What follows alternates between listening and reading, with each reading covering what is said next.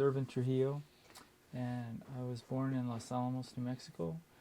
I learned to weave from my father. His name is Jake Ortega Trujillo, or Jacobo Ortega Trujillo, and I learned when I was 10 years old. I was basically bored in Los Alamos during the summer months, and my dad happened to be, he would come home and work, he would weave in the evenings, and so I started learning from him, and I couldn't even reach the loom.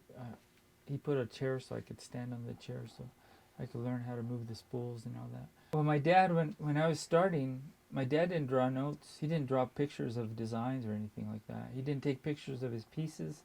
And I had seen his pieces, but I never studied them like that.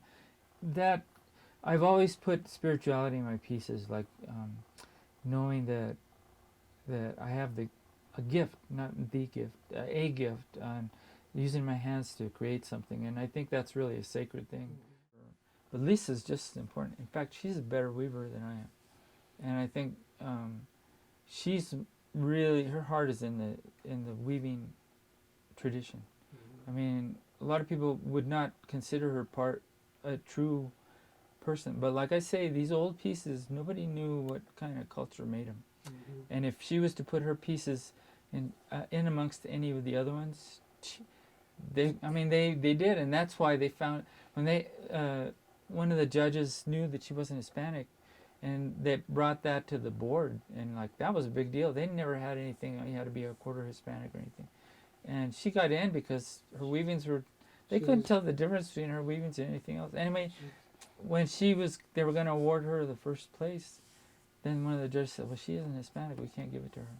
And that went into the board, and my dad stood up to the board, and he basically told them, you know what, because it's not about race, it's about techniques, it's about the art.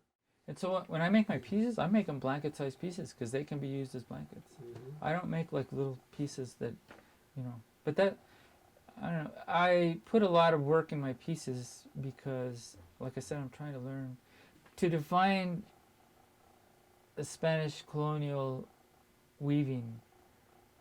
Even in the old days, they were pieces meant for the rich and pieces meant for the everyday person. Not that I'm weaving for trying to get the rich people, but I'm just putting a lot of work in, and I view like the designs as gems. So in my pieces I have a lot of little details, and I view like a design as a gem, like Fabergé eggs.